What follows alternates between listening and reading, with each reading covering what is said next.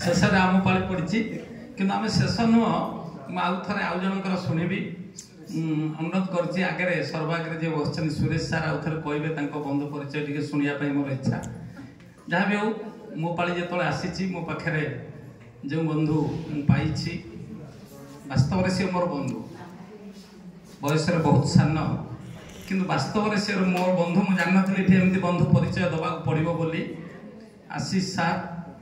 Ashish Kumar Mahapatra qualification BA-CT घर महाकालपड़ा उस्तर गोपीनाथपुर शासन चाकरी करथिले 2012 बैच रे चाकरी आरंभ करथिले किछि दिन पय आम क्लस्टर रे मध्ये से कार्य करिसंती किंतु चाकरी दिनरु मु तांको सहित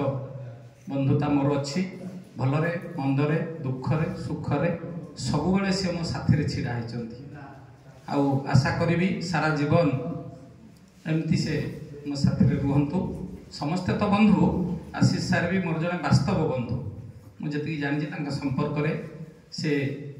जने भल मनीष भगवान तांको सेतिक आशीर्वाद करंतु तांकर सेही भल मनीषत्वटी बंची रहू जीवन शेष काल पर्यंत। धन्यवाद। नमस्कार मुझे परिचय दूची आपण मैंने समस्ते जानी ब्लॉग रे सतरे मु जो दिन 2012 मसीहा नवेम्बर मसरे जॉइन कली बोधे डिसेम्बर मास को सार सहित मोर परिचय सार होचंती मलय कुमार जेना घर कखारुनी से जने एमिति मनीष जहाँ को कहती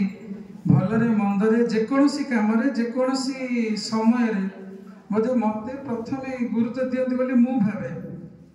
सार योग्यता होची MSc BD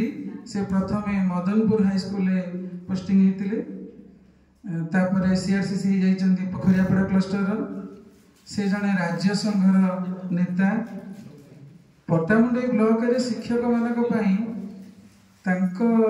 प्रोत्साहन और तांको साहाय्य बोधे भूली हो ना आ मो जीवन रे सार को गुरुत्व टिके स्वतंत्र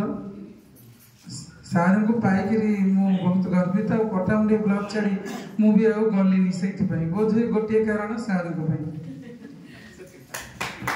बहुत धन्यवाद।